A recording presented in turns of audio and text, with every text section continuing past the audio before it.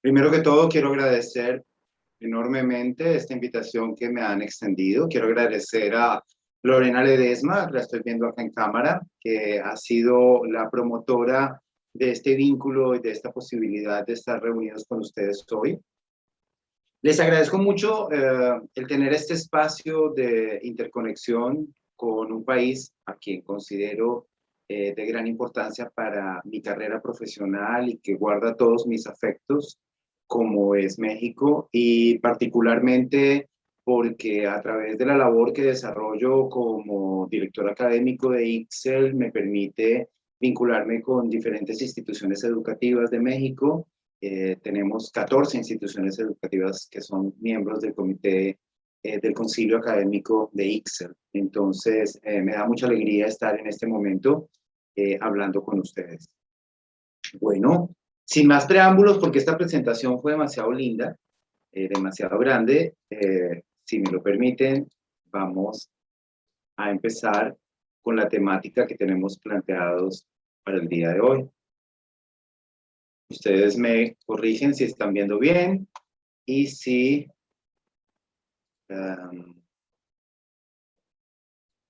me están viendo o si no me están viendo mientras estoy compartiendo pantalla o si solamente va a estar la pantalla para yo saber. Sí se ve una diapositiva que dice moda, arte y artesanía. Correcto. Y yo no me estoy viendo, es solo para saber en qué posición debo estar. Sí, sí te estás viendo. Es un cuadro. Ok, pero sí perfecto, perfecto. Muchísimas gracias. Bueno, hablar de moda, arte y artesanía es hablar como de la razón de ser, de este mundo maravilloso en el que estamos inmersos y en el que por fortuna algunos de nosotros podemos divagar entre nuestro pensamiento y nuestro vivir o nuestro sentir. Cuando hablamos de moda, esperen un segundo, cuando nosotros hablamos de moda tenemos que partir del origen de la palabra como tal. El origen de la palabra es una raíz latina que es modus y que significa forma. Por consiguiente, cuando estamos hablando de moda, no estamos hablando únicamente de vestuario. Estamos hablando de formas de sentir, de formas de vivir, de formas de expresar. Es muy importante entender que, que la moda significa una elección. Significa que somos un mecanismo regulador de todas estas elecciones y que estas elecciones se refieren a unos criterios específicos y subjetivos que hemos conocido en el mundo como el imaginario social colectivo. El imaginario social es un concepto creado por Cornelius Castoriadis hace más de 80 años, un filósofo que designa las representaciones sociales a partir de la mentalidad individual y de la conciencia colectiva. Y aquí es muy importante entender que la mentalidad individual es el producto de la suma de todas las cosas que tenemos a lo largo de nuestra vida, cómo pensamos y sentimos, cómo recibimos esa formulación de pensamiento a través del entorno en el que vivimos, de nuestros padres, del lugar donde estudiamos, de los amigos con los que nos relacionamos, que vamos creando nuestra forma particular de pensar y de sentir. Pero adicionalmente, hacemos parte de una conciencia colectiva, de una ideología o de lo que vulgarmente llamamos como cosmovisión, cuando queremos tener o agrupar una visión global. Un ejemplo simple es por allá a principios de este siglo, cuando yo tenía que desarrollar alguna labor de investigación sobre comportamientos de consumidor en términos de vestuario, descubrimos en un ejercicio que hacíamos con el Future Concept Lab en Milán, que se llamaba Street Vision, que era la visión del vestuario callejero, descubrimos cómo de manera grupal, las mujeres ejecutivas de zonas bancarias en cualquier ciudad del mundo, en cualquier ciudad capital importante del mundo, normalmente se vestían con un suit negro o con un traje sastre negro y con una blusa blanca. Normalmente estos suits en verano eran en lino y en invierno eran en lana. y las blusas generalmente eran en seda siempre. Y esta característica de vestuario se repetía en las diferentes capitales del mundo simplemente porque era un concepto de cosmovisión y de conciencia colectiva. Y aquí empezamos a entender un poco a lo que el imaginario social se refería cuando estábamos hablando de que este imaginario llevado a la moda era simplemente un conjunto de sensibilidades y conceptos. Aquí hay una imagen que es bien importante, son 3 blusas montadas en un racket, 3 blusas tipo chaleco, o sea, sin mangas, donde cada una de ellas expresa un sentimiento y una sensibilidad diferente. Esta primera que estoy señalando con la flechita o con la mano, es una blusa que está hecha en tafeta de seda y tiene un ligero lustro y brillo, y obviamente esa sensación de brillo nos lleva a una sensibilidad de lujo y una sensibilidad nocturna, mientras que esta que está en el centro, que es un color neutro, como un color nude, podríamos llamarlo, es seca, es en un algodón y no tiene el brillo que tiene la primera, y nos da la presencia o la apariencia con una misma silueta de sentirnos que estamos en el día a día y en una actividad menos formal que la anterior. Entonces, si nosotros empezamos a sentir y a entender los conceptos desde la piel y no desde el libro únicamente, ni desde la lectura de las imágenes que vemos a través de Pinterest o que vemos a través de Instagram, sino empezamos a sentirlas desde nuestra conceptualización humana, vamos a entender por qué el imaginario colectivo es tan importante para la moda. Ahora bien, la moda no es solo vestuario, como se los he dicho. La moda tiene que ver muchísimo con la forma como nos relacionamos o como nos sentimos relacionados a través de los comportamientos y los estilos de vida. Es decir, cómo nos vinculamos unos seres humanos con otros y cómo nos convertimos en diferentes personas a lo largo del día y a lo largo de las etapas de nuestra vida en particular. La moda es entonces una conducta humana y de comportamiento. En la moda no existen tendencias de moda, ni siquiera podemos hablar hoy que existen tendencias de consumo. Digamos que existen tendencias de comportamiento. Porque los seres humanos hoy no nos regimos por los lineamientos que nos regíamos en el pasado. Cuando yo estudiaba moda, a nosotros nos decían que la tendencia de moda de esta temporada era lo militar, o era lo marinero, o era el estilo barroco. Y en esas tendencias nos vestíamos, según esas tendencias utilizábamos el colorido, la silueta, las formas. Hoy las tendencias de moda dejan de ser ese mecanismo que segrega o que aglutina en un solo grupo a los seres humanos, y por lo contrario se abre a unas tendencias de comportamiento en donde de acuerdo a lo que nosotros pensemos, de acuerdo a lo que nosotros sintamos, de acuerdo a nuestra percepción del universo, tenemos una forma de expresar. Por eso entonces tenemos que referirnos a que la moda tiene unos grandes referentes, y quizá los 2 más grandes referentes que la moda ha tenido siempre han sido el sexo y el arte. Yo no voy a hablar del sexo, porque esto es motivo de otra conferencia muy grande que pudiéramos compartir en otro escenario, pero sí es importante entender que cuando hablamos del sexo como implicación para la moda, estamos hablando de exploración y de exposición. Y no estamos hablando únicamente de géneros, sino estamos hablando de sexualidad. Es decir, que aquí a lo largo de la historia de la humanidad, el hombre ha tenido diferentes géneros, y hoy más que nunca está puesto sobre la mesa la importancia del género, pero también en su aplicación con el desarrollo de su sexualidad. Aquí solo quiero resaltar este punto que es bien importante, y es cuando una persona por algún motivo es transgénero, pero conserva su sexualidad inicial. ¿A qué me refiero con esto? Es cuando tú eres un hombre dentro del cuerpo de una mujer, buscas convertirte en un hombre, pero tu sexualidad es gay hombre, es decir, como mujer te conviertes en un hombre para seguir teniendo sexualidad con hombres.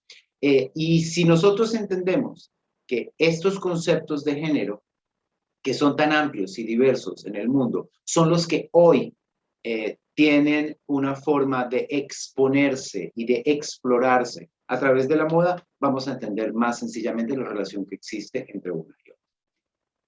Ahora bien, pasemos a una de las áreas que nos interesan hoy, y son el arte.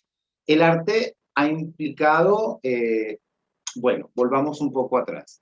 La moda, como les decía, al no ser solamente vestimentaria, sino tener que ver con todo el universo que nos acompaña, la moda se define per se como aquellos elementos que forman parte de nuestra vida cotidiana y que nos proporcionan placer desde cualquier punto de vista. Es decir, cierta moda de música, cierta moda de alimentos, cierta moda de lugares, cierta moda de turismo, cierta moda de forma de pensar incluso. Entonces, cuando hablamos en el arte, en la implicación de la moda, tenemos que hablar obviamente de la necesidad que tenemos de tener claro cuál es el entorno que nos acompaña y cómo el arte está siempre presente en ese entorno. Hoy, más que nunca, las aplicaciones artísticas que más influencia tienen para la moda, puntualmente, son la plástica, todos los artes plásticos y la música. Pero vuelvo al punto de que la música es otro tema de conferencia bien interesante porque tenemos muchos ejercicios musicales que han acompañado la historia de la moda a lo largo de los tiempos y que hoy particularmente representan o tienen un peso muy grande dentro de la industria, pero es motivo de otro día. Y con esto lo que estoy es invitándolos a que me inviten más a charlar con ustedes, porque realmente es un momento bien interesante. Acá quiero sentarme, por ejemplo, en esta particular colección hecha por Yves Saint Laurent en 1965 con inspiración de Mondrian. Y es a todas luces una excelente alianza en este momento más que alianzas o colaboraciones como existen hoy. Digamos que Saint Laurent toma la inspiración del trabajo del artista y vuelve a poner en la escena mundial el trabajo de Mondrian, que estaba un poco relegado en este momento. Y se coloca él en el primer lugar de los diseñadores franceses al hacer esta alianza con esta colección, en donde básicamente hacía una interpretación de los cuadros del artista, de la obra plástica del artista a través de sus vestidos. Ahora bien, el arte es una actividad o un producto realizado por y para el hombre y tiene una finalidad estética antes que cualquier otra finalidad que podría ser comunicativa también. Digamos que la finalidad primordial del arte es transmitir un pensamiento o una sensación estética y lo hace a través de diferentes formas, a través de emociones, a través de ideas, a través particularmente hoy a través de una visión del mundo. Hoy el arte es una de las herramientas que utilizamos para expresar lo que sentimos, lo que pensamos, lo que intuimos también sobre la vida cotidiana y sobre el pasado, el presente y sobre todo el futuro. ¿Cómo lo hacemos? A través de diferentes recursos, siendo los más comunes los plásticos, los lingüísticos y los sonoros. Pero hoy también hablamos de la necesidad de hacer mezclas entre los diferentes recursos que existen para que el arte tenga una mayor capacidad de exposición. Ahora bien, hoy vamos a hablar particularmente del arte contemporáneo, que pues, se refiere a todas las manifestaciones artísticas, particularmente generadas a partir del siglo XX, pero en particular al arte pop. Y cuando hablamos del arte pop, es una definición muy particular o muy precisa de los años 60, en donde lo que se quiso hacer con el arte pop o con el arte popular fue sacar de ese espacio elitista en el que las bellas artes habían puesto inmerso el arte de manera particular y convertirlo en para todos, no para pocos. Es decir, el arte pop habla de toda la cultura popular, hace que sea más global y más social y sea entendido de una mejor manera. Es así como se utilizan diferentes imágenes cotidianas que a todas luces son opuestas a lo que las bellas artes habían definido. Entonces, acá estamos viendo obras como de Warhol o de Besselman o de Liechtenstein o de Murakami que ponen en el panorama, imágenes simples, sencillas, cotidianas, que nos representan como seres vivos y humanos y que nos hacen sentir que el arte no está lejano a nosotros, sino forma parte de nuestra vida. Estos grandes exponentes, hoy, de estos grandes exponentes, nos vamos a centrar en Murakami. Takashi Murakami es un artista contemporáneo japonés y él ha estudiado en la Universidad Nacional de Bellas Artes de Tokio. Estudió una técnica que se llama Nihonga, que es la pintura tradicional japonesa. Sin embargo, él ha creado una nueva visión del arte Nihonga y para 1993 crea su alter ego, que es Mr. Dog. Todos los artistas de alguna manera desarrollamos, y me incluyo dentro de ellos porque en mi profesión de diseñador me siento artista en un porcentaje de mi vida, tenemos un alter ego sobre el que sustentamos todas nuestras propuestas creativas. Algunas veces no tienen una representación gráfica, pero sí tienen unas características particularmente de sensibilidades y de conceptos que lo acompañan. Para el caso de Mr. Dog, es una síntesis entre todo este arte tradicional y contemporáneo japonés con el arte pop norteamericano que estaba representado o fue altamente representado por Andy Warhol, que lo vimos en la imagen anterior, con la fotografía modificada de Marilyn Monroe. Y entonces es así como Takashi Murakami es denominado el Andy Warhol japonés. Mr. Bob entonces se convierte en, no sé qué pasó, en el alter ego de Takashi Murakami y es este osito que se alimenta algunas veces de, por tener un origen de oso panda, se alimenta algunas veces de las cañas de azúcar o los cañaduzales, y otras veces se alimenta de personas, pero también tiene una gran amiga que es esta flor, es una flor como una margarita, pero también a veces se enoja con ella y se la come. Esa es como la característica de este personaje. Y ahora, sin irnos lejos, vamos a hablar un poco de la casa Vuitton para conectarla más adelante con Murakami. La casa Vuitton nace en el 54 y se desarrolla a partir de una casa de marroquinería, básicamente, y con el paso de los años va incursionando en el mundo del vestuario. Para 1997 hace una alianza muy interesante con un diseñador que es Marc Jacobs, que había nacido en el 63 y que ya para ese entonces tenía una carrera construida bien importante dentro del mercado americano. Marc Jacobs trabaja para la casa Vuitton del año 97 al 2014 y se convierte en el primer diseñador que trabaja para esta casa que empieza a efectuar alianzas y colaboraciones con el arte de manera constante y permanente para refrescar el concepto de la marca. En el año 2003, Marc Jacobs y Takashi Murakami firman una colaboración para incluir a Mr. Dog y a las flores felices dentro del proceso de desarrollo o modificación de marca de la casa Vuitton.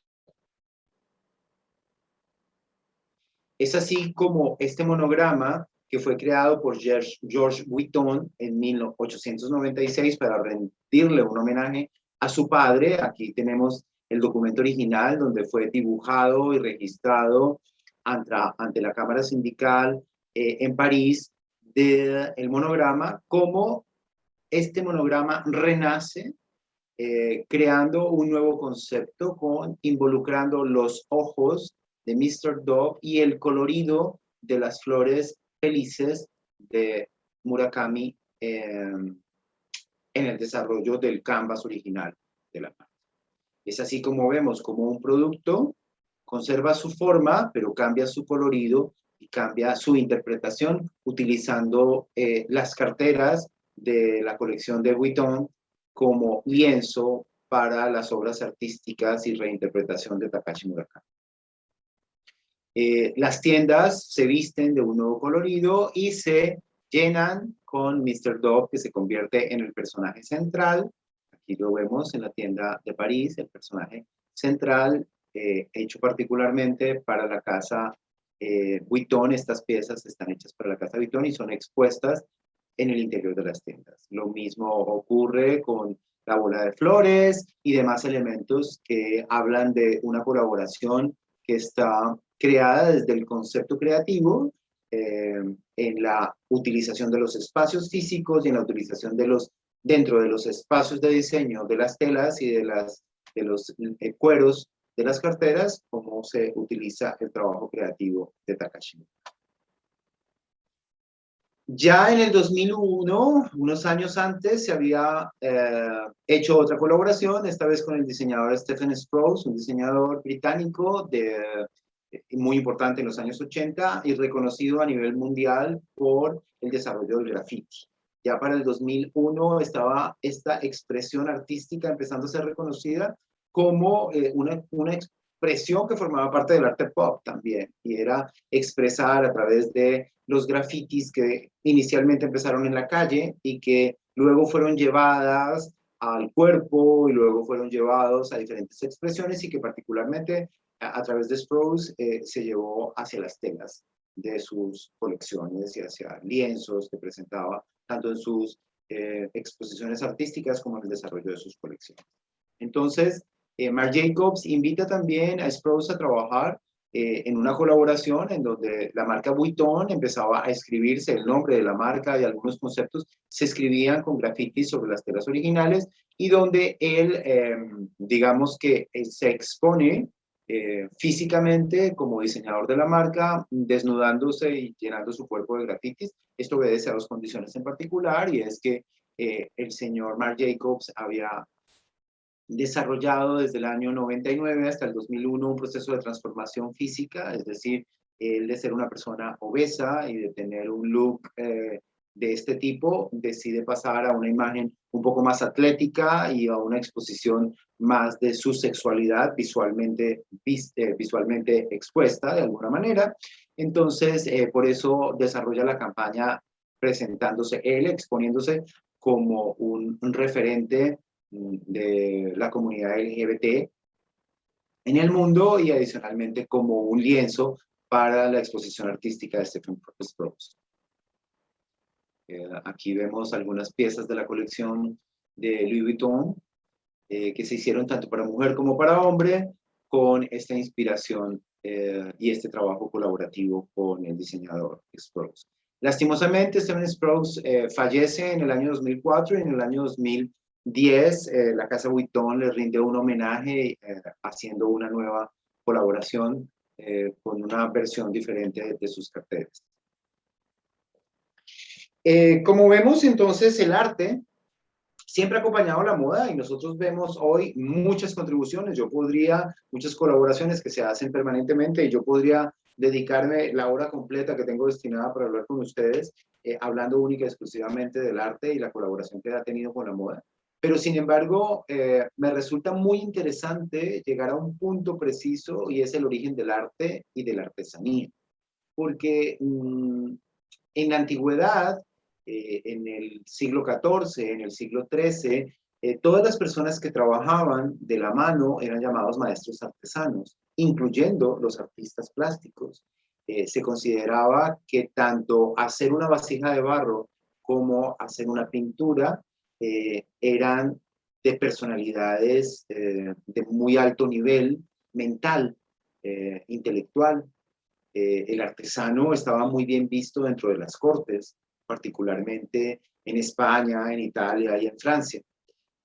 Para nosotros, la artesanía en Latinoamérica está revistiendo un gran valor, y hemos logrado entenderlo. Particularmente el año pasado tuvimos varias exposiciones en el marco de Ixel, en donde hablábamos del lujo latinoamericano y lo enmarcábamos dentro del concepto de la unión de la artesanía con la moda, y de la artesanía con diferentes culturas y con diferentes tipologías de artes y de industrias que de alguna manera nos alimentan ese concepto ancestral, necesidad que tenemos de expresar lo que somos, de dónde venimos y para dónde vamos en cada una de nuestras manifestaciones culturales. Entonces, la artesanía es un tema identitario bien importante porque representa toda la identidad cultural que como comunidad tenemos. Particularmente los países latinoamericanos tenemos una mixtura muy grande en nuestra artesanía porque este mestizaje que tenemos de tantas razas que llegaron a nuestro continente durante la época de la conquista y posteriormente en la colonia, nos ha permitido tener una policulturalidad inmensa y en muy poco tiempo hacer que estos conceptos policulturales sean parte de nuestra identidad cultural como tal. Entonces entendemos la artesanía como todos los procesos manuales continuos y que tienen la utilización de muy pocas herramientas que simplemente surten una función mecánica, que podría ser llevada por la mano, pero que finalmente tienen una función mecánica bien interesante. Entonces, es importante, muy importante, entender que para la artesanía la materia prima básica tiene que estar dentro de la región del artesano, porque no tendría mucho sentido que trabajáramos artesanalmente nosotros con materias primas que provinieran de otros países o de otras culturas, lo que haría muy difícil el proceso.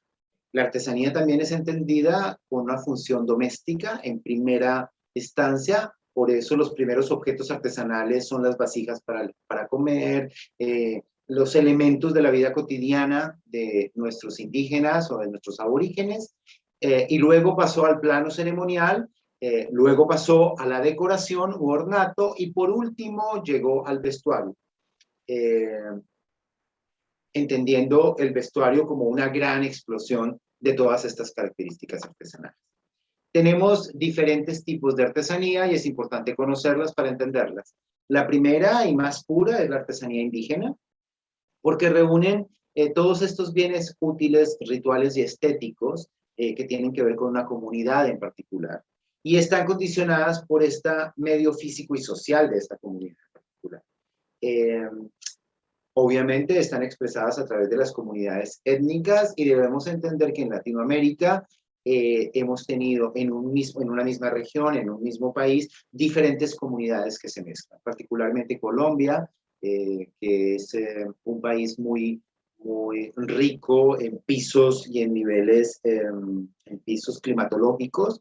Hemos tenido muchas comunidades étnicas variadas, con pensamientos y con expresiones muy diferentes. No somos como otros países planos, en donde quizá cuando nos referimos a las costas y al centro, nosotros tenemos tantos pisos y como tenemos tantos pisos, tenemos diferentes necesidades en productos artesanales y por eso tenemos una cultura tan grande artesanalmente hablando. Acá tenemos algunos ejemplos. Voy a hablar del huerreque. El huerreque es una fibra que es trabajada en la parte del Chocó. El Chocó es un departamento que queda en la costa pacífica colombiana y por unos indígenas que son los Bonán. Originalmente tenía la función de transportar agua porque el tipo de fibra cuando está tupida y trabajada muy cercana una de la otra permite que el producto, el agua no se filtre, no se pase a través de este aparente, es como un fique, como una fibra orgánica natural de origen vegetal, pero crea unas formas y unos colores muy particulares, unas figuras muy particulares. Es también muy importante entender que cuando hablamos, y si nos devolvemos un poco a lo que hablamos en un principio, cuando hablamos de cosmovisión y hablamos del imaginario colectivo, es bello entender cómo estas figuras que estamos viendo acá, que son tan presentes dentro de nuestros aborígenes, también están presentes en la antigua Grecia y en la antigua Roma, y esta particularmente se llama la llave griega, que si tiene 2 vueltas más se convierte en el logo de artesanías de Colombia, por ejemplo, pero también podría ser el logo símbolo de Versace, el diseñador, porque tiene un origen en la Roma, Sicilia, en la Italia siciliana. Y cuando nos damos cuenta, esta misma figura se repite en la cultura griega y se repite en la cultura anglosajona y se repite en muchísimas y muchísimas culturas diferentes. Seguimos con la artesanía tradicional popular. La artesanía tradicional popular es particular en Latinoamérica porque es la suma de las culturas americanas, africanas y europeas. Así la entendemos. De alguna manera nosotros podemos recibir de todo este mestizaje cultural algunos elementos que alimentan y enriquecen lo que podemos expresar artesanalmente. Aquí tengo una muestra maravillosa de un gran artista que es el maestro Saúl Valero, es un maestro de tradición popular colombiano, y está hecho con barro, en Ráquira, Boyacá, que queda al interior de nuestro país, pero que expresa una corrida de toros, que obviamente es una cultura que viene de fuera, el origen es moro, pero viene a nosotros a través de los españoles, y que expresa de esta manera, por un lado, está la fusión del trabajo de barro de nuestros indígenas con la expresión gráfica de los españoles que llegaron a poblar nuestro continente. Tenemos también una expresión a través del sombrero vuelteado, y aquí quiero hacer una aclaración porque muchas veces escucho con frecuencia decir a las personas sombrero volteado o sombrero volteado, y esto tiene un origen, se llama vuelteado porque son vueltas de fibra. O sea, la caña flecha es una fibra de una región en el Caribe colombiano que tiene la particularidad de ser teñida, pero que en su origen viene con este color natural, con este color crudo natural, y que puede ser teñido en diferentes colores, pero que originalmente su color original es el crudo y el café oscuro, que es casi negro. Con esto se tejen unas tiras muy delgadas y estas tiras se van volteando poco a poco, se van volteando, haciendo vueltas de tiras de tal manera que vayan construyendo el sombrero desde su origen en la parte superior hasta crear toda la parte de la cabeza y luego el ala que lo arma. Este es un sombrero que representa al colombiano, es nuestro sombrero típico colombiano. Tenemos muchísimos sombreros en Colombia y tenemos muchísimas regiones diferentes, pero este en particular representa el sombrero, es un sombrero típico para los colombianos y se hace en una región muy grande de la costa colombiana, de la costa caribe colombiana, pero particularmente en Tuchín, el departamento de Córdoba. Acá podemos ver una interpretación positiva y una interpretación negativa. Y lo hago con el mayor respeto por los diseñadores que lo hicieron.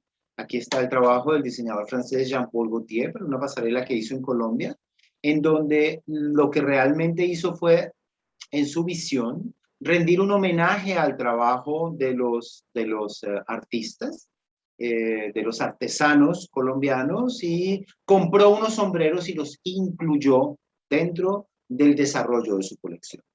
Trabajo muy diferente al de la diseñadora colombiana Francesca Miranda, que utiliza la expresión gráfica del sombrero. Yo acá me voy a parar un instante para mostrarles a ustedes un libro que inspiró esta colección. Es un libro que se llama Lenguaje Creativo de las Etnias Indígenas de Colombia. Es un libro que fue curado por la que fuera directora de Artesanías de Colombia, Cecilia Duque. Ella busca y selecciona unas etnias y luego, dentro de cada etnia, representa las imágenes con las que son tatuadas las pieles y con las que son trabajadas las diferentes figuras, y las representa y las convierte en grafismos. Estos grafismos después le permiten a la diseñadora crear la estampación de las telas para su colección. Puntualmente, en este caso, pongo el sombrero volteado porque es una buena interpretación. Ahora, Acá podemos ver un poco más de la estampación. Es una estampación a partir de este libro, como les decía, de todas estas figuras, en donde no solamente se rinde un homenaje, se respeta, se reconoce cada una de las etnias, sino particularmente se hace en conjunto con una gran compañía colombiana, que es una compañía de seguros y de salud, que además tiene trabajo social muy interesante con estas etnias, en donde parte de los recursos de la venta, tanto de los libros como de la colección, se convierte en un insumo para el trabajo de estas fundaciones, para mantener la tradición y el origen del trabajo artesano. Acá volvemos al trabajo de Gautier y acá lastimosamente tengo que mostrarlo en negativo porque es una intervención no autorizada de un sombrero vuelteado colombiano en donde simplemente se cortó arbitrariamente el sombrero y fue reemplazado por encaje francés. Aquí no le rendimos un homenaje, sino acá hacemos un maltrato al patrimonio cultural de nuestro país, de la misma manera que trabajamos el cruce o el tejido de cintas de tela haciendo una interpretación o una reinterpretación de las imágenes de los indígenas colombianos, muy diferente a este trabajo hecho por la marca Soy, de Diego Guarnizo y María Luisa Ortiz, dos diseñadores colombianos que respetan la tradición, utilizan y reconocen esta simbología propia de nuestros países y pagan los derechos para utilización en estampación del producto. También tenemos acá un trabajo de cestería hecha en Palma de Iraca, también por los diseñadores Soy, Diego Guarnizo y María Luisa Ortiz, en donde trabajan con los artesanos de Usiacurí, que es una región muy cerca de la ciudad donde yo vivo, Barranquilla, que trabajan esta palma de Iraca que normalmente fue utilizada desde los orígenes ancestrales para piezas de uso cotidiano, es decir, para poner sobre las mesas, para hacer vasijas, para poner el pan, para acompañar los alimentos. Así nació originalmente el uso de la palma de Iraca y luego ya es interpretada en cestería para desarrollar carteras y complementos de vestuario por diferentes diseñadores, pero en particular, en este caso, por Diego Guarnizo y María Luisa Ortiz. Quiero hablar de otro diseñador que es muy cercano a nosotros también, que queremos muchísimo en Ixel, que es Juan Pablo Socarrás, que tiene su origen trabajando con artesanías de Colombia, conociendo a los artesanos y aún hoy, después de que ya durante más de 10 años se ha retirado de trabajar en artesanías de Colombia y tiene su propia marca, sigue trabajando proyectos muy cercanos a los artesanos, respetando su trabajo, reconociendo y visibilizando a escala mundial el trabajo de los artesanos. Aquí estamos trabajando una inspiración de una seda, una estampación de una seda, perdón, inspirada en las hamancas de San Jacinto, que es también en una región cultural y una región propia de la cultura caribe, en el Bolívar colombiano, que además también nos recuerda un poco a las hamacas mexicanas, porque tenemos esa misma fusión ancestral, pero con un colorido bien diferente, el colorido nuestro al colorido mexicano. Acá tenemos dos trabajos de dos diseñadores. Una es Judy Hasbun, diseñadora colombiana, en donde trabaja en tejido de crochet con reciclaje de plástico, trabaja en un municipio que se llama Chorrera, trabaja esta pieza, y me tomé la libertad de presentar un trabajo magistral de la diseñadora Rosario Mendoza, mexicana, para su marca Takasami. Quiero resaltar que Rosario este año será invitada en Ixel y es una de las grandes exponentes del diseño ancestral mexicano. Aquí particularmente la inspiración del poncho y la inspiración de las figuras ancestrales originarias del pueblo mexicano. Ahora pasamos a la artesanía contemporánea o lo que llamamos neoartesanía.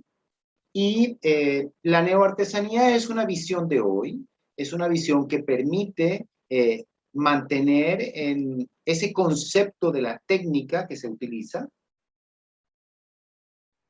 con la transmisión sociocultural que se trae de la cultura, pero en la aplicación a objetos útiles y estéticos en la vida cotidiana de hoy. Es como un proceso de transición en donde estos principios estéticos que se respetan de la normatividad artística y artesanal de nuestros ancestros es expresada mediante nuevas tecnologías o nuevos productos. Voy a poner este ejemplo de tejeduría con mimbre plástico. Este es un producto con PVC hecho por Carolina Ortega, una artesana para Artesanías de Colombia. Es un producto curado por Artesanías de Colombia, en donde se respeta la transmisión cultural, el tipo de tejido, la forma como se hace, y donde se reemplaza la fibra original por una fibra de recuperación de PVC sobre una base metálica para un producto de uso cotidiano exterior, para una terraza o algo así. La neoartesanía en la moda es como entender que el trabajo artesanal es lo más cercano que podemos tener a la alta costura en el mundo. Y aquí es muy importante porque recuerdo un concepto que escuché alguna vez sobre cómo nosotros a veces despreciamos el trabajo que tenemos a través de nuestro origen indígena, el origen de nuestros campesinos, y cómo tenemos la posibilidad de, por el contrario, apoyarnos sobre todo este conocimiento ancestral maravilloso para constituirnos como una fuerza latinoamericana en el mundo del amor. Les quiero recordar que el Made in Italy, que surgió por los años 70, particularmente se basó en los conceptos artesanales de la industria marroquinera italiana. Ese fue el origen que permitió que el Made in Italy se convirtiera hoy en un sello de distinción y de característica y un sello de origen de los productos del diseño italiano en el mundo. Tengo algunos ejemplos de trabajo que hemos hecho, en este caso con Artesanos de Bolívar, un trabajo que tuve la bendición de curar y trabajar durante 3 años con artesanos de esta región del país a través del Instituto de Cultura y Turismo de Bolívar, en donde trabajamos una técnica que tiene su origen en los moros y fue traída a América por los españoles y está particularmente en una región del país, pues en varias regiones, pero particularmente reconocida con certificación de origen en Mompox, Bolívar, en donde se conserva la tradición de la filigrana, que se hace en cobre con baños de oro y plata o se hace directamente en la plata. El aporte que nosotros hicimos en este proceso fue, por ejemplo, este proceso de desarrollar productos que no fueran solamente de joyería, sino que fueran de uso cotidiano, o no cotidiano, porque esto es una cartera de fiesta y está hecha en plata 925, pero también la tridimensionalidad, que es bien importante, que la filigrana en tercera dimensión es un producto totalmente neocontemporáneo. Tenemos otros ejemplos de aplicación de neoartesanía en la moda, unos con respeto por el artesano, un poco de lo que estábamos hablando de Silvia Cherasi, el trabajo que ha hecho en Palma de Iraca con los artesanos de Usiacurí, convirtiendo o transformando más bien dos, aquí vemos que eran un par de cestas que se convirtieron en una cartera de mano con una nueva interpretación del tipo de tejido y un nuevo uso dado a un producto de vida cotidiana, en donde se reconoce el trabajo del artesano, en donde se paga por ese trabajo, en donde se transfiere parte del conocimiento creativo y se obsequia el diseño a las comunidades indígenas, y otra, como el caso de Kul Gaea, una diseñadora irán-americana. Su padre es el creador de los muñecos Bratz, en donde se trabaja a partir de bambú. Esta técnica hecha en Irán, pero donde no se reconoce el trabajo del iraní como tal. Tenemos aquí algunos trabajos de Diego Guarnizo y María Luisa Ortiz para la marca Soy, en donde se trabajó también Palma, en donde se trabajaron Shakira de los indígenas en Vera, en donde se trabajó con los artesanos de Usiacurí en la Palma de Iraca, O podemos ver estos ejercicios en donde la marca Marni italiana trabaja con Suncho Plástico en Colombia y desarrolla estas carteras que originalmente eran las que utilizaban nuestras señoras en los pueblos para ir a hacer el mercado en los fines de semana o comprar los alimentos diarios para cocinar.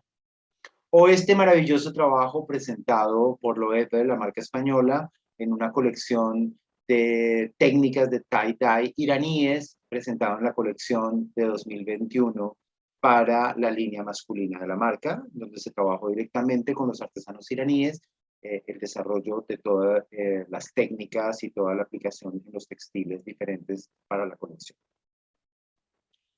No puedo irme sin antes hablar que al margen de presentar un hermoso producto de Loewe, la marca española, este bolso de elefante que es hecho en tejido con cuero, quiero presentar un producto mexicano hecho por esta marca que se llama FIC Accesorios de Sonora en México, en donde trabaja con cuentas de nácar, metal, perlas y cristales, esta reinterpretación de la flora y fauna propia de su país en una cartera de uso para ocasiones especiales. Entonces, si bien lo entendemos, hay muchas formas de vender emociones, de vender identidad, de vender lo que somos a través de generar estas acciones que son irrepetibles. Quiero poner el ejemplo de Esteban Cortázar, el diseñador colombiano que vive en París y que desarrolló para Colette la última colección, en donde no solamente la expresión cultural se da a través de las técnicas, sino a través de la transmisión de nuestra culturalidad. Juemíchica es una palabra típica que se dice en Colombia, una frase que representa como una expresión, es una expresión que forma parte de nuestra jerga cuando algo nos llama particularmente la atención, cuando algo nos asusta, cuando algo nos sorprende. Nosotros decimos, ay, fue mi chica, como decir hijo de la mi chica. Es una expresión cultural y fue llevada a través de la estampación en prendas cotidianas, en este caso un pullover de uso cotidiano, como expresión de lo que somos. También este trabajo de Mercedes Salazar, en donde trabaja con palma la representación de unos limones, o trabaja con latón y con esmalte sobre latón y flecos, una expresión de la naturaleza a través del pájaro tucán. O en el caso de Francesca Miranda, que hace unos tejidos manuales con fibra de las bolsas plásticas, desecho de bolsas plásticas que utilizamos en la vida cotidiana, en las tiendas de barrio, en las tiendas de abarrote, en los barrios del mundo. Esta cartera de Silvia Cherasi, que es una interpretación de una mochila guayú o llevada al lujo. Aquí quiero resaltar que lo que hace Silvia es trabajar con el artesano el desarrollo de la mochila y luego comprarle al artesano la mochila y llevarla, cambiarla al universo del lujo, convertirlo en una pieza para ser usada no en la vida cotidiana como la mochila de trabajo del indígena, sino para el lujo, para la fiesta, acompañando vestidos de gala. Bueno, básicamente esto es lo que quería compartir con ustedes. Acá les dejo mi correo electrónico para cualquier duda y consulta y bueno, estamos abiertos a escuchar las preguntas que quieran compartir con nosotros. Perfecto, como Lore que se ve a la distancia que está aplaudiendo, yo también no he activado mi cámara, ahí está. Muchísimas gracias, Danilo, interesantísimo el tema que nos estás platicando, dirías tú, con ganas de platicar y platicar horas y más horas. Hay mucho por ver, hay mucho por platicar, temas muy interesantes y temas muy variados que podemos sacarle tanto jugo y tanto provecho. Felicidades por esta plática. Vamos a leer algunas preguntas, si me permites, y algunos de los comentarios que tengo por aquí. Claro que sí. Vamos para allá, acá está, déjame, se me movió un poquito, aquí está. Dice, bueno, Lorena Ledesma dice, bienvenido. Danilo, nos sentimos muy honrados por tu presencia. Dice Alejandra Torres Martínez, excelente reflexión, tendencias de comportamiento. Dice Lorena, nos pregunta, ¿consideras que en los países latinoamericanos es necesario fortalecer el reconocimiento de nuestras respectivas técnicas artesanales frente a la industria de moda inmersa en la globalización? Sí, totalmente, Lorena, por dos razones en particular. Primero, porque se lo debemos a nuestros aborígenes, se lo debemos a los primeros pobladores del continente.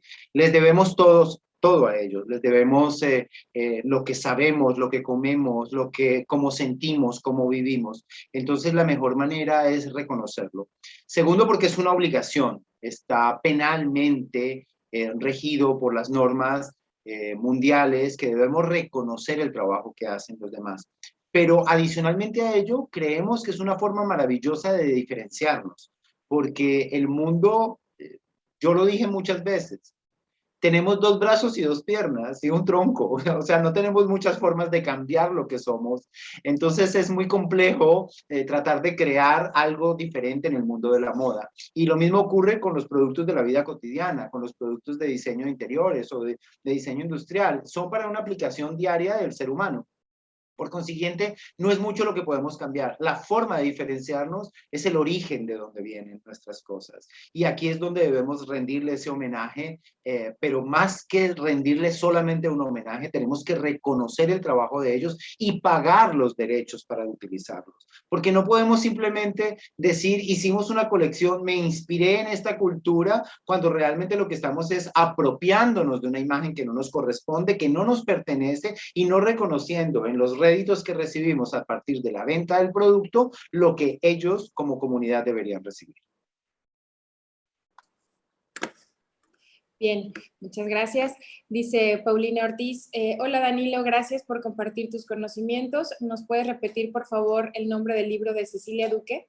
Los diseños de moda inspirados en etnias aborígenes colombianas. Se llama Lenguaje Creativo de Etnias Indígenas de Colombia. Es un libro que ha estado editado creo que ya en 2 oportunidades. No sé si en este momento lo hizo el grupo Sura, que es un grupo muy grande económico colombiano, porque es apoyo a la cultura, dentro de su fundación de apoyo a la cultura. Entonces es de edición limitada, pero quizás se puedan encontrar una que otra pieza por aquí. Muy bien, Paulina, está resuelta tu duda. Lucero Pacheco dice, en el caso de Colombia, ¿cómo se gestiona el desarrollo de estos conceptos creativos de gente extranjera colaborando con artesanos, artistas del país? ¿Y cómo sé que no estoy cayendo en una mala praxis usando elementos de origen, iconografía, técnica, simbología, colores? Espero esté bien escrita las preguntas, dice. Sí, está perfectamente y de manera muy asertiva. Lo primero es que cuando nosotros siempre en nuestra capacidad creativa tenemos la capacidad de identificar imágenes que nos puedan alimentar creativamente a nosotros. Lo primero que tenemos que tener claro cuando identificamos una imagen que particularmente nos llega al corazón y la queremos utilizar es si esta imagen pertenece a alguna cultura en particular. Entonces, la investigación no solamente es buscar la imagen, sino el origen de la imagen y saber si tiene algún tipo de representación de alguna cultura en particular. Particularmente, por ejemplo, para Colombia, cuando utilizamos imágenes que tengan que ver con los grupos indígenas, con los grupos aborígenes, con los temas artesanales, podemos recurrir a Artesanías de Colombia, que ellos tienen en sus bancos de datos el registro claro de a qué comunidad pertenece y cómo podemos nosotros contribuir, bien sea económicamente o en especie, al mantenimiento de esta tradición. Normalmente eso sería lo que hacemos. ¿Qué hace en Colombia? Existen lastimosamente en el mundo en general, aunque existe la legislación, no hay quien la regule como tal. Entonces, lo que ocurre normalmente es que el que es violado en su propiedad intelectual, normalmente busca un abogado que interponga una demanda. Lo que deberíamos hacer es ser más cuidadosos cuando utilizamos imágenes de cualquier tipo. Exactamente. Dice Zulay Ramírez, Danilo, muy interesante tu exposición. En Latinoamérica se debe fortalecer el reconocimiento de las técnicas artesanales y plasmarlos en diseños frente a la industria de la moda. Así es. Dice Tania Navarro, ¿cómo fue que llegaste a interpretar a Castoriadis en el mundo de la moda? ¿Te parece que la filosofía es una forma de entender la moda? Por supuesto que sí. La filosofía es una forma de entender la vida. La filosofía es eso, es entender de dónde venimos, cuál es nuestro origen y cómo expresamos. De hecho, la filosofía nos acompaña en todo. en el día a día, en la formación de nuestros hijos, en la formación de la sociedad, y por consiguiente la moda no podría estar exógena a ella. La interpretación no es mía, porque mal haría yo en reconocer algo que no es mío.